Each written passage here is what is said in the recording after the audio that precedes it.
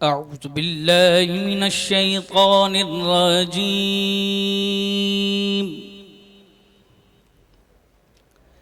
بسم الله الرحمن الرحيم.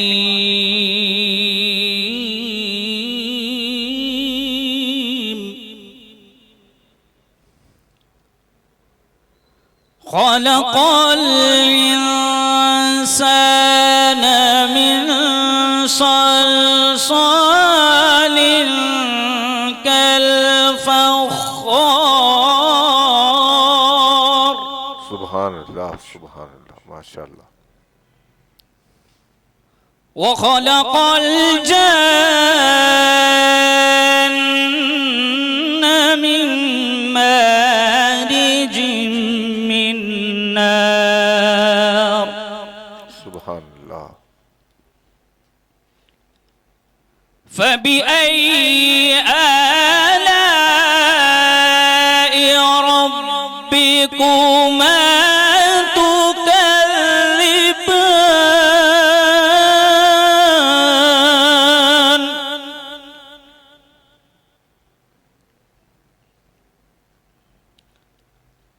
رب المشرقين ورب المغربين. سبحان اللہ سبحان اللہ ماشاء اللہ. فبأي آلاء ربكما تكذبان.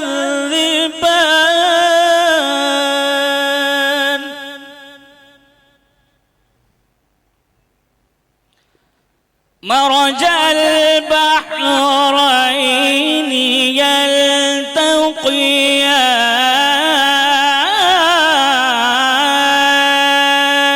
سبحان اللہ سبحان اللہ ماشاء اللہ. بينهما برزخ لا يبغيان.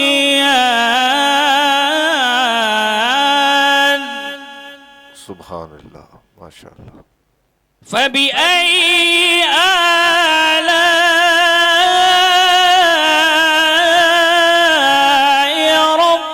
ربكما تكذبان.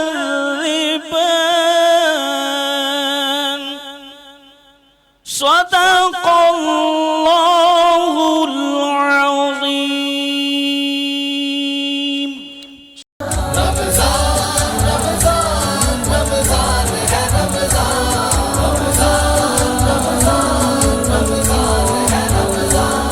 بسم اللہ الرحمن الرحیم. سب سے پہلے تمام عالم اسلام کو ثناخانستان اسلامک پروڈکشن کی جانب سے رمضان المبارک کی آمد پر مبارکباد پیش کرتا ہوں. وہ ماہ مقدس جس کا پورے سال مومنوں کو انتظار رہا کرتا ہے، وہ عظیم ماہ مقدس رمضان المبارک ہمارے درمیان تشریف لا چکا ہے.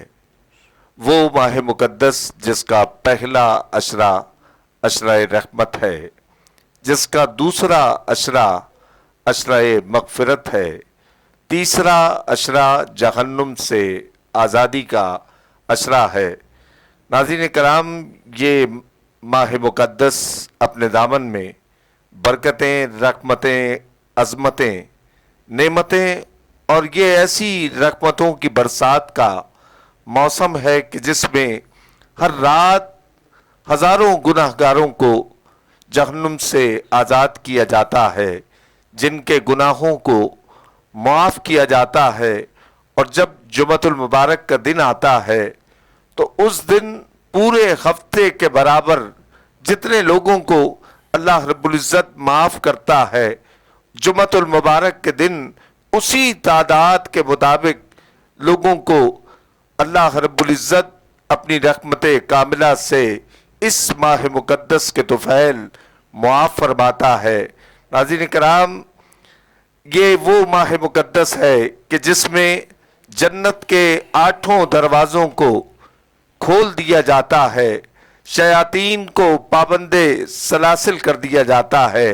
یہ وہ ماہ مقدس ہے جس کے لیے جبریل علیہ السلام نے ارشاد فرمایا تھا کہ بدبخت ہے وہ شخص کہ جو ماہ مقدس کو پائے اور اپنی بخشش و مغفرت نہ کرا سکے، اور میرے کریم آقا علیہ الصلوۃ والسلام نے اس پر آمین کی مہر کو ثبت فرمایا تھا۔ یہ وہ عظیم ماہ مقدس ہے کہ جس کی ہر رات ایک برکتوں اور عظمتوں والی رات ہے، اور اس ماہ مقدس میں ایک ایسی بھی رات ہے جس کے لیے ہمیں کہا گیا کہ اس رات کو رمضان المبارک کے آخری عشرے میں تلاش کرو۔ وہ عظیم شب کہ جسے 1000 مہینوں سے بڑھ کر قرار دیا گیا، وہ عظیم رات بھی اسی ماہ مقدس میں موجود ہے۔ آج اس روزے کے تعلق سے بھی بات کریں گے، لیکن آج کا دن پیران پیر غوث سمدانی شہباز لامکانی حضرت میرا محی الدین عبد القادر جیلانی رضی اللہ تعالیٰ عنہ کی ولادت کا بھی دن ہے۔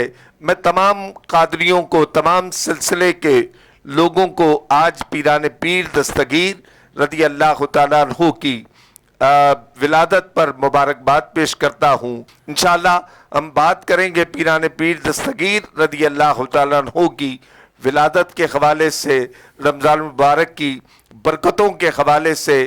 آج اس موضوع پر گفتگو کرنے کے لیے ہمارے ساتھ تشریف فرما ہے حیدرآباد شہر سے تعلق رکھنے والے بہت پرعزم نوجوان، ممتاز عالم دین، سرمایہ اہل سنت، حضرت علامہ حسین عارف قادری دامت برکاتہم العالیہ، اور ملک کے ممتاز ثنا خواں جناب حاجی محمد عمران میمن سہروردی صاحب۔ آپ دونوں شخصیات کو میں اپنے پروگرام میں خوش آمدید کہتا ہوں۔ بہت شکریہ۔ اور تلاوت کلام الرحمن جن سے ہم نے سماعت کی، ممتاز قاری قرآن زینت القراء جناب قاری نجم الدین صاحب ہمارے ساتھ تھے۔ آج کی اس بزم کا آغاز جہاں تلاوت کلام الرحمن سے ہوا، تو ہم چاہتے ہیں کہ آج کی اس بزم کا آغاز نعت سرور کونین صلی اللہ علیہ وآلہ وسلم سے بھی ہو، اور آقا کریم علیہ السلام کا ذکر ہو۔ تو میں یہ چند اشعار روزے کے تعلق سے کہ جینے کو آسان بنا دے یا اللہ، جینے کو آسان بنا دے یا اللہ، پابند قرآن بنا دے یا اللہ۔ اور روزہ رکھ کر میری خواہش ہوتی ہے، روزہ رکھ کر میری خواہش ہوتی ہے، ہر دن کو رمضان بنا دے یا اللہ، اور میرے بچے حمد کہیں اور نعت پڑھیں، نسلوں کو حسان بنا دے یا اللہ۔ جناب حاجی محمد عمران میمن سہروردی صاحب۔ بہاری جا فضا تم ہو، نسیم گل ستا تم ہو، بہاری جا فضا تم ہو، نسیم گل ستا تم ہو، بہاری باغ رضوان تم سے ہے، زیب جنا تم ہو، بہاری باغ رضوان تم سے ہے، زیب جنا تم ہو، خدا کی سلطنت کا جہاں میں کون دولہا ہے خدا کی سلطنت کا دو جہاں میں کون دولہا ہے تم ہی تم ہو تم ہی تم ہو یہاں تم ہو وہاں تم ہو تم ہی تم ہو تم ہی تم ہو یہاں تم ہو وہاں تم ہو حقیقت سے تمہاری جز خدا اور کون واقف ہے حقیقت سے تمہاری جز خدا اور کون واقف ہے کہیں تو کیا کہے کوئی کہیں تو کیا کہے کوئی چنی تم ہو چنا تم ہو کہیں تو کیا کہے کوئی چنی تم ہو چنا تم ہو یہ کیا میں نے کہا مثل سما تم ہو معاذ اللہ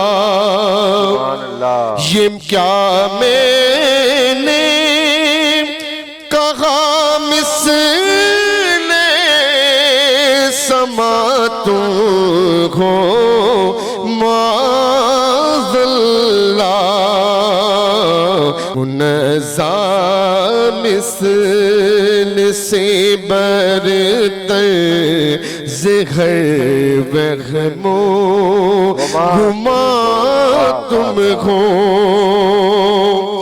ریاضت کے یہی دین ہے بڑھاپے میں کہاں ہمت ریاضت کے یہی دن ہے بڑھاپے میں کہاں ہمت جو کچھ کرنا ہے اب کر لو ابھی نوری جوان تم ہو جو کچھ کرنا ہے اب کر لو ابھی نوری جوان تم ہو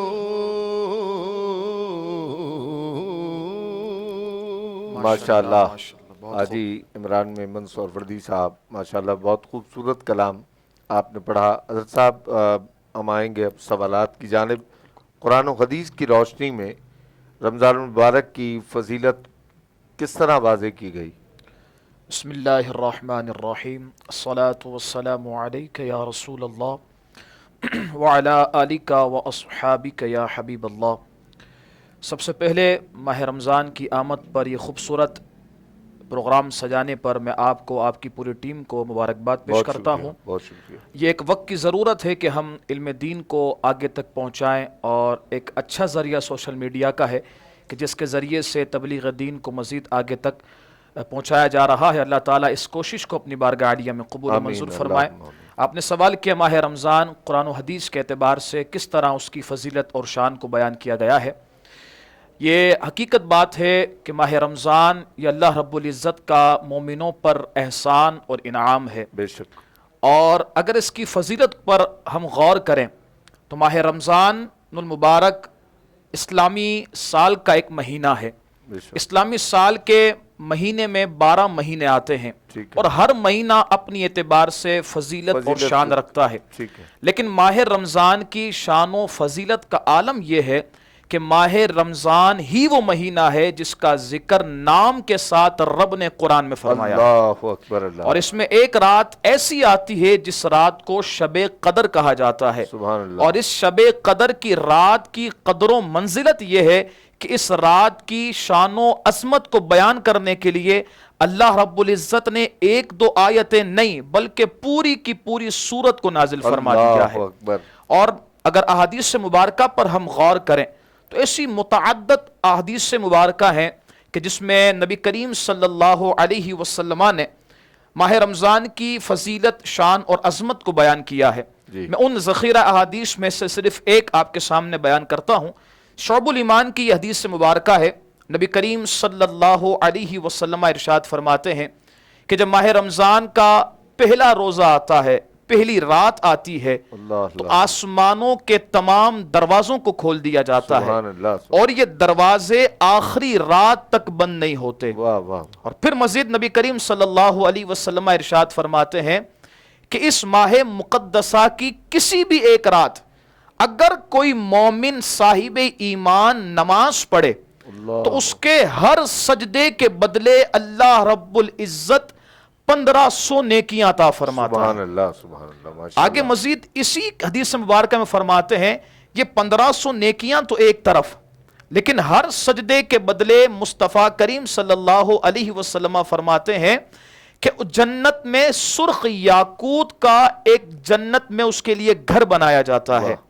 نبی کریم صلی اللہ علیہ وسلم اسی حدیث مبارکہ مزید فرماتے ہیں کہ جو اس ماہ رمضان میں پہلا روزہ رکھتا ہے، الحمدللہ پہلا ہی روزہ ہے اور پہلی افطاری کی طرف ہم جا رہے ہیں، تو جن لوگوں نے پہلا روزہ رکھا ہے وہ غور کریں کہ کیا مقام، کیا مرتبہ اور کیا شان انہیں عطا کی گئی ہے۔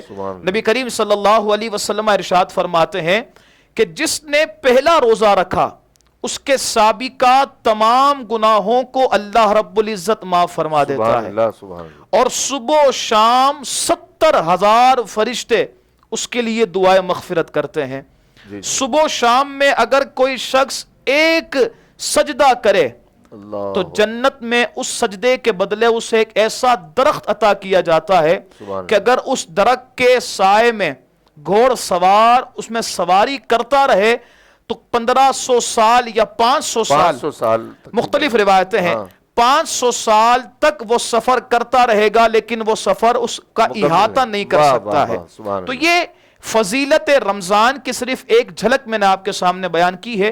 ایسی متعدد احادیث مبارکہ ہیں جو مصطفیٰ کریم علیہ الصلوۃ والسلام کے فرمان کے مطابق ماہ رمضان کی فضیلت کو بیان کر رہی ہے۔ حضرت صاحب بس یہاں یہ بھی بتا دیجئے کہ رمضان المبارک کے لغوی معنی کے اعتبار سے کیا اس کے لفظی معنی بنیں گے؟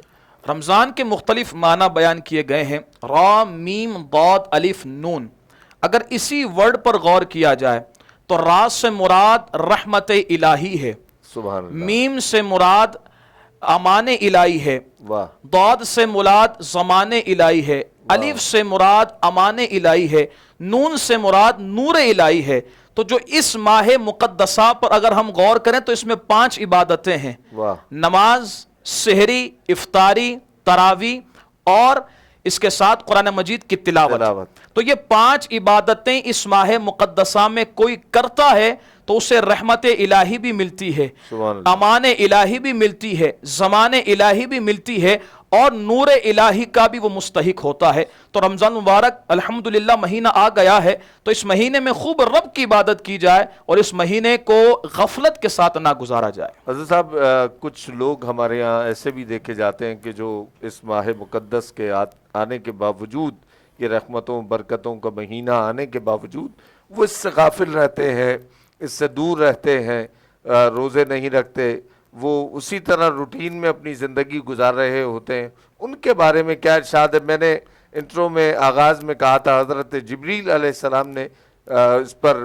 مور ثبت کی، آقا علیہ السلام نے اس شخص کے لیے بد دعا فرمائی کہ بدبخت ہے وہ شخص جو ماہ رمضان کے روزے پائے اور اپنی بخشش و مغفرت نہ کرا سکے. اس حوالے سے کیا فرمایا؟ بالکل آپ نے صحیح فرمایا. جہاں اس مہینے میں عبادت کرنے والوں کا ذوق بڑھ جاتا ہے، مسجدوں کی رونقیں بحال ہوتی ہیں، نمازوں کی تعداد میں اضافہ ہوتا ہے، وہیں پر ایک تعداد ایسی ہے جو اس مہینے کو غفلت کے ساتھ گزارتی ہے. بلکہ میں مزید آگے ایک اور جملہ ملا دوں تو غفلت بعض تو ایسے ہیں جو اس مہینے میں گناہ بھی کرتے ہیں. تو یاد رکھیے گا اس مہینے میں ماہ رمضان میں جہاں عبادتیں کرنے والوں پر اللہ رب العزت کے لطف و کرم کی خوب چھما چھم بارشیں ہوتی ہیں، وہیں پر اس مہینے کی قدر نہ کرتے ہوئے، غفلت کے ساتھ گزارتے ہوئے، گناہ کرتے ہوئے اگر کوئی ماہ رمضان کو گزارتا ہے تو وہ سخت عتاب کا شکار بھی ہوتا ہے. مجمع الصغیر کے اندر روایت موجود ہے، نبی کریم صلی اللہ علیہ وسلم ارشاد فرماتے ہیں کہ جب میری امت اس وقت تک ذلیل و رسوا نہیں ہوگی جب تک ماہ رمضان کی قدر کرتی رہے گی. اللہ اکبر. عرض کیجئے حضور اس قدر کرنے سے مراد کیا ہے اور اسے ضائع کرنے سے مراد کیا ہے؟ تو نبی کریم صلی اللہ علیہ وسلم نے ارشاد فرمایا کہ اس کی قدر سے مراد تو عبادتیں ہیں، ریاضتیں ہیں، اور اسے ضائع کرنے سے مراد یہ ہے کہ اس مہینے میں جو حرام کا مرتکب ہوتا ہے وہ اس مہینے کی قدر و منزلت کو گرا دیتا ہے، اور جو اس مہینے کی قدر و منزلت کو گرا دیتا ہے وہ دنیا میں بھی ذلیل و رسوا ہوتا ہے اور آخرت میں بھی ذلیل و رسوا ہوتا ہے. مزید اسی حدیث مبارکہ میں فرمایا کہ جو اس ماہ مقدسہ میں شراب کا عادی ہو، زنا کا عادی ہو، زنا کرے، شراب کرے، تو اس کے لیے اس ماہ رمضان سے لے کر اگلی ماہ رمضان تک اللہ رب العزت کی اور تمام آسمانی فرشتوں کی لعنتیں برستے رہتی ہیں. اور آگے جو جملہ ہے اللہ کرے وہ ہمارے دلوں تک پہنچ جائے.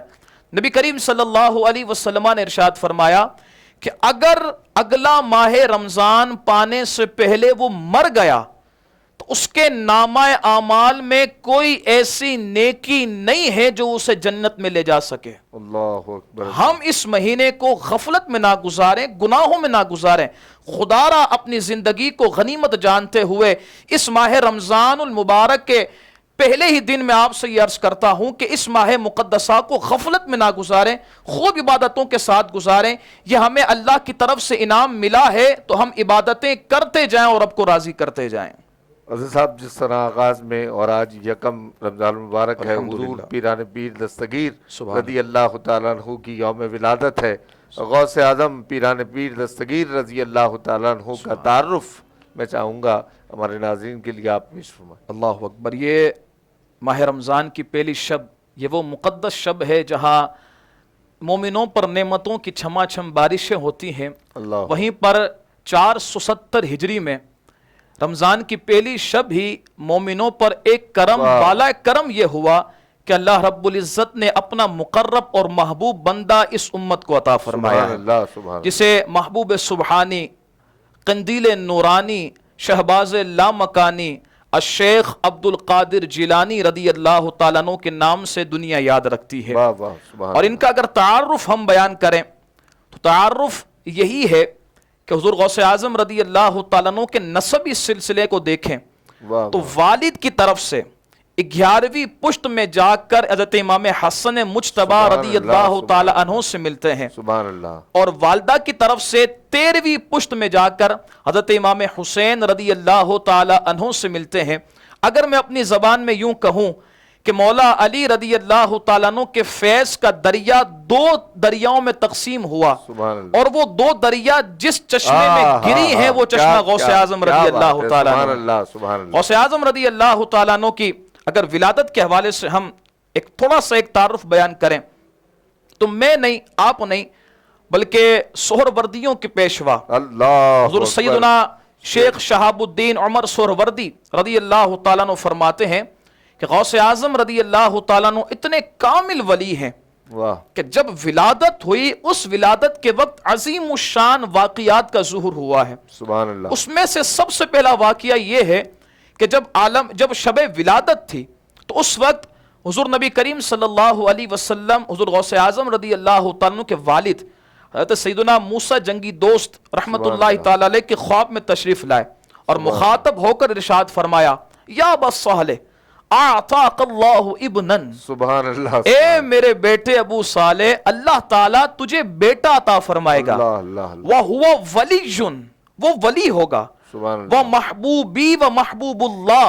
سبحان وہ اللہ. میرا بھی محبوب ہے اور اللہ کا بھی محبوب ہوگا. سبحان اللہ. وَسَيَكُونُ لَهُ شَانٌ فِي أَوْلِيَائِهِ وَأَقْطَابِهِ واہ واہ واہ. كَشَانِ بَيْنَ الْأَنْبِيَاءِ وَالْمُرْسَلِينَ. نبی کریم صلی اللہ علیہ وسلم نے ارشاد فرمایا کہ وہ محبوب بھی میرا ہے اور اللہ کا بھی محبوب ہے. واہ. لیکن سنو رب نے ایسی شان عطا فرمائے گا اولیاء اور اقطاب کے درمیان ان کی شان کا عالم یہ ہوگا جیسی شان میری انبیاء اور رسل کے درمیان ہے. اللہ. اگر میں اپنی زبان میں اس کی تفسیر کروں تو اس کی تفسیر یہ بنتی ہے کہ صف انبیاء میں مصطفیٰ جیسا کوئی نہیں, صف اولیاء میں غوث اعظم جیسا کوئی سبحان نہیں. اللہ. سبحان اللہ. حضرت صاحب میں نے یہ بھی پڑھا کہ گیلان شہر میں جب آپ کی ولادت ہوئی سبحان اللہ. تو کم و بیش 1100 بچے نرینہ اللہ رب العزت نے ان کی ولادت کے صدقے سے ماؤں کو عطا فرمائے. یہ شیخ شہاب الدین سہروردی علیہ رحمٰن نے فرمایا ہے کہ 1100 لڑکوں کی ولادت ہوئی واہ. صوبہ جیلان میں. 1100 لڑکوں کی ولادت ہوئی اور یہ 1100 کے 1100 لڑکے تھے اور سب کے سب اللہ کے مقرب ولی بنے. سبحان اللہ. حضرت نبی پاک صلی اللہ علیہ وسلم کی ولادت سبحان اللہ. جس سال ہوئی اس سال پورا سال اللہ نے نرینہ اولاد ماؤں کو عطا فرمائی. تو یقیناً یہ اسی سال کا فیض ہے کہ اللہ رب العزت. میں مزید اگر اس کو اجازت دے تو میں آگے بڑھاؤں. بسم اللہ. یہ جو شان اور عظمت ملی ہے اس کی وجہ یہ ہے کہ حضور غوث اعظم رضی اللہ تعالیٰ عنہ فرماتے ہیں کہ ہر ولی کسی نہ کسی نبی کا پرتو ہوتا ہے. واہ واہ واہ. میں نبی کریم صلی اللہ علیہ وسلم کا پرتو ہوں. اللہ. اور اگر ہمارے اولیاء کی زبانی سنا جائے تو ہمارے اولیاء کہتے ہیں غوث اعظم رضی اللہ تعالیٰ عنہ آیتم من آیت اللہ ہے. سبحان اللہ. اللہ کی نشانیوں میں سے ایک نشانی ہے وہ معجزات من معجزات رسول اللہ صلی اللہ علیہ وسلم. فرماتے ہیں کہ وہ حضور غوث اعظم رضی اللہ تعالیٰ عنہ نبی کریم صلی اللہ علیہ وسلم کے معجزات میں سے ایک معجزہ ہے. واہ بے شک. اور جب ولادت ہوئی تو شیخ شہاب الدین سہروردی علیہ رحمٰن نے انہی واقعات میں ایک واقعہ یہ لکھا ہے کہ جب ولادت ہوئی تو آپ کے پشت پر ایک نشان دیکھا گیا قدم کا. اللہ تو اکبر. اولیاء نے اس وقت فرمایا کہ یہ نشان کسی اور کا نہیں بلکہ مصطفیٰ جان رحمت صلی اللہ علیہ بے شک، وسلم بے کا ہے. شک. اور یہ نشان آنا اس بات کی دلالت ہے کہ یہ پیدائشی ہی اللہ کے مقرب ولی واہ ہے. واہ. سبحان اللہ. بہت شکریہ حضرت صاحب. یقیناً وقت ہمارے پاس بہت محدود تھا اور آپ کا شکریہ, آپ پروگرام میں تشریف لائے. حاجی عمران سہروردی صاحب آپ کا شکریہ, آپ تشریف لائے.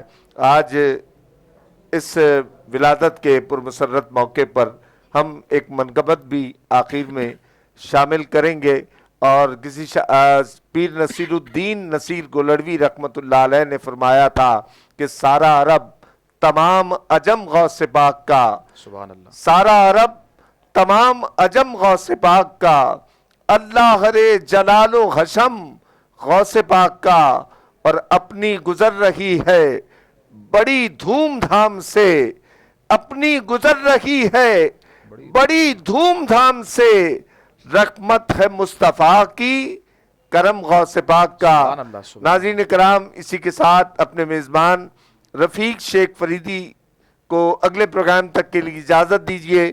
آخر میں حاجی محمد عمران میمن سہروردی صاحب منقبت غوث اعظم پیران پیر دستگیر رضی اللہ تعالیٰ عنہ پیش فرمائیں گے. اللہ نگہبان. فاصلوں کو خدا را مٹا دو, رخ سے پردہ اپنے ہٹا دو, اپنا جلوہ اسی میں دکھا دو جالیوں پر نگاہ جمی ہے جالیوں پر نگاہ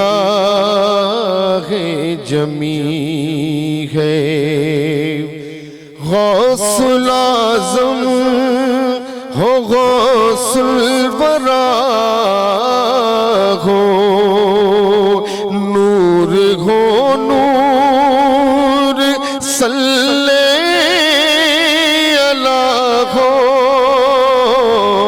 غوث العظم ہو غوث الورا ہو نور ہو نور صلی اللہ ہو کیا بیان کا مرتبہ ہو دستگیر اور مشکل کشا ہو آج دیدار اپنا کرا دو آج دیدار اپنا کرا دو جالیوں پر نگاہ جمی ہے ہر ولی آپ کے زیر پا ہے ہر ولی آپ کے زیر پا ہے ہر ادا مصطفیٰ کی ادا ہے آپ نے دین زندہ کیا ہے ڈوبتوں کو سہارا دیا ہے میری کشتی کنارے لگا دو میری کشتی کنارے لگا دو جالیوں پر نگاہ جمی ہے وجد میں آئے گا سارا عالم جب پکاریں گے یا غوث اعظم وجد میں آئے گا سارا عالم جب پکاریں گے یا غوث اعظم وہ نکل آئیں گے جالیوں سے اور قدموں میں گر جائیں گے ہم پھر کہیں گے کہ بگڑی بنا دو جالیوں پر نگاہ جمی ہے